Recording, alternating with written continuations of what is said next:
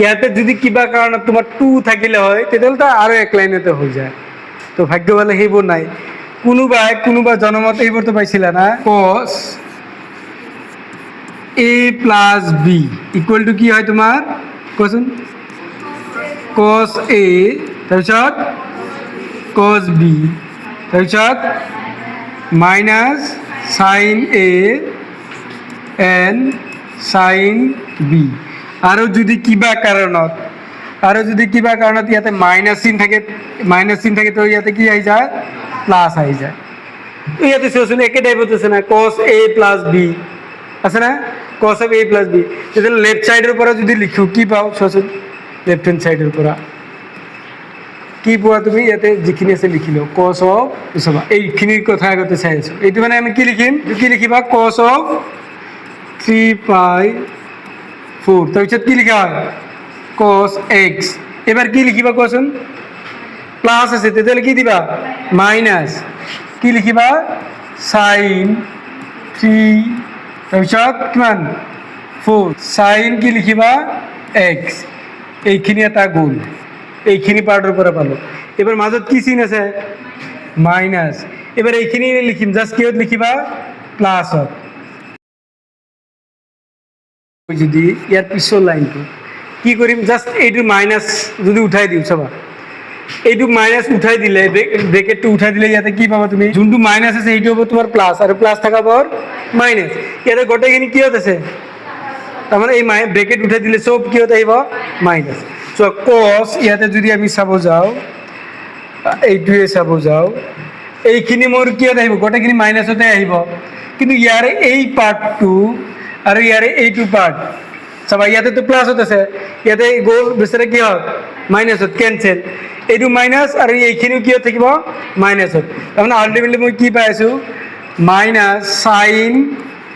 3π4 again sin x আৰু এই এটা দুটা যদি হয় দুটাই যদি চাপ'জ এইটোৱে minus x into minus x তেতিয়াহ'লে কিমান হয় মাইনাছ 2x তেতিয়াহ'লে ইয়াতে মই যদি ইয়াতে ডাইৰেক্ট খালি ইয়াতে 2 দি দিওঁ কাৰোবাৰ কিবা ডাউট হ'ব এক লাইন শ্বৰ্ট কৰি দিছোঁ আৰু বুজি পাইছা যদি বুজি নোপোৱা তেতিয়াহ'লে পিছৰ লাইনটো এটা কৰি দিম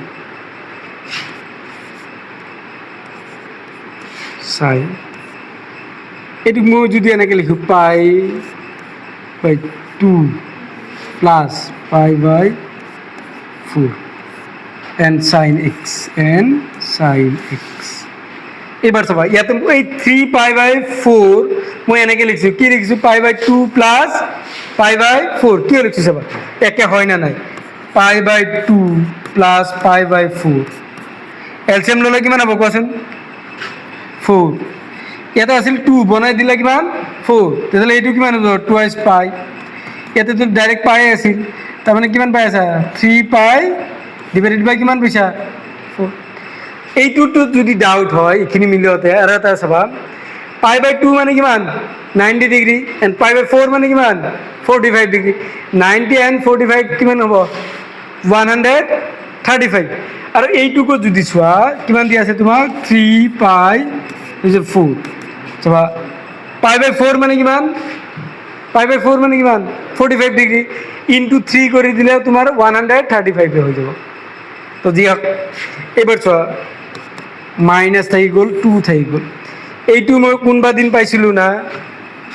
sin π প্লাছ থিটা থাকিল ইকুৱেল টু আমি কি ৰিজাল্ট পাওঁ π/2 মানে কি কোনটো এক্সিছ y এক্সিছ তো ফাংচন চেঞ্জ হৈ গ'ল কি তোমাৰ cos থিটা এবাৰ চোৱা এইটো কোনটো চুকত পৰি আছে 2 নম্বৰ চুকত সাইন পজিটিভ নে নেগেটিভ হা পজিটিভ তাৰমানে সাইন থিটা সৰি ইয়াতে কি পাই আছা তুমি cos থিটা পাই আছা cosটো কি হৈছে গম পাইছা π/2 থাকা মানে কোনটো অক্ষ আহি যায় y অক্ষত ফাংচন চেঞ্জ হৈ যায় তো সাইনৰ সলনি কি আহিল cos ইয়াতে থিটা আছিল থিটা বহাই দিছোঁ তো একে টাইপত কম্পেয়াৰ কৰিলে ইয়াতে কি হ'ব তোমাৰ কোৱাচোন cos π/4 and sin কিমান x এই -2 থাকি গ'ল π/4 that means 45 cos 45 degree value কিমান হয় কিমান হয় 1/√2 আৰু ইয়াতে sin x থাকি গ'ল আচ্ছা ভাই ইয়াতে √2 যদি কেনচেল কৰোঁ √2 হৈ যাব আৰু এইটো কেনচেল -√2 আৰু ইয়াতে কি পাইছোঁ sin x এইটো তোমাৰ ৰাইট চাইড